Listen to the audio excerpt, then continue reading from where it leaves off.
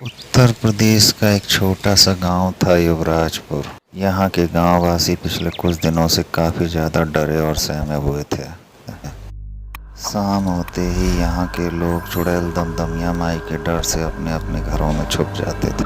अनजाने में उस गांव से अगर कोई गांव वाला गुजरता तो चुड़ैल दमदमिया माई का शिकार हो जाता था। आज रामलाल को बहुत ही डर लग रहा था क्योंकि शहर से लौटते हुए आज उसको रात हो गई थी।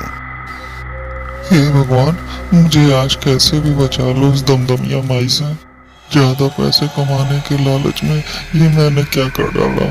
रात हो गई, मुझे कैसे भी गांव पहुंचा दो भगवान।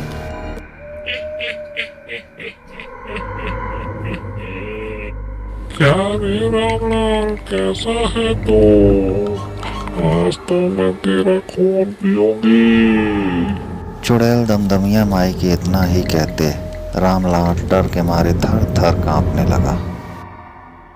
दमदमिया माई, मुझे छोड़ दो, आप जो कहोगे मैं करूंगा। ठीक है, मैं तुझे एक हजार को यहाँ से जाने दे सकती हूँ।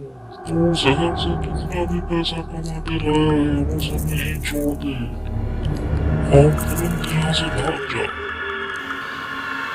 बेचारा रामलाल क्या करता। उसने पैसों से भरा थैला अपना वहीं छोड़ा और तुरंत भाग गया। इस तरह गांव में आए दिन घटनाएं बढ़ने लगी जिससे गांव वाले काफ़ी परेशान रहने लगे। उसी गांव में एक दीपक नाम का होनहार नौजवान था जो काफ़ी पढ़ा लिखा था। एक दिन वह सोचने लगा कि आखिर ये दमदमिया माई किसी को मारती तो है नहीं, उनके सारे पैसे या जो भी सामान होता है उससे लूट लेती है। हो न हो दाल में कुछ काला है। अगले दिन वह अपनी माँ से कहता है, माँ, मैं शहर की ओर जा रहा हूँ, मुझे कुछ काम है। दीपक की माँ कहती है, दीपक बेटे, जा तो रहे हो लेकिन शाम होने से पहले ही घर आ जाना। हाँ माँ, मुझे पता है दमदमिया माई के आतंक से सभी लोग परेशान हैं, मैं टाइम से ही आ जाऊँगा। इतना कहते ही दीपक वहाँ से चला जाता है। शहर से लौटते हुए दीपक भी घबरा रहा था क्योंकि रात हो चुकी थी। भगवान, रात हो चुकी है, मुझे किसी भी तरीके से गांव पहुंचा दो भगवान।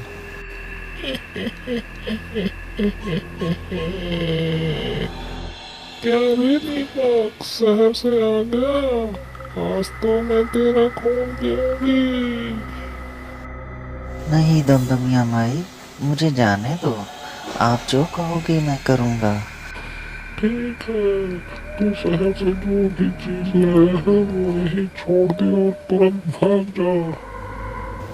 इतना कहते ही दीपक के पास जो पोटली थी दीपक वहीं रख देता है और तुरंत वहां से भाग जाता है। मजा आ गया, आज तो बड़ा माल हाथ लगा है। इतना कहते ही दमदमिया माई उस पोटली को खोलती है और उसमें से एक सांप निकलता है जिसको देखकर दमदमिया माई डर के मारे गांव की ओर भागती है।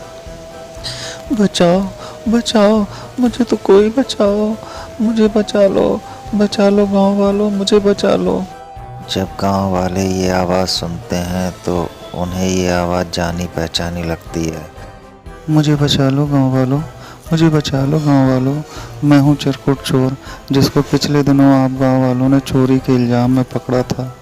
मैंने बहुत बड़ी गलती कर दी, मैं आप लोगों से बदला ले रहा था गांव वालों, मुझे माफ़ कर दो, मुझे बचा लो। तरह दीपक की सूझबूझ की वजह से चुड़ैल दमदमिया माई की राज का पर्दाफाश हुआ। गांव वालों ने मिलकर चिरकुट चोर को पुलिस के हवाले किया। इस तरह गांव में खुशी की लहर दौड़ गई और फिर से लोग खुशी खुशी गांव में रहने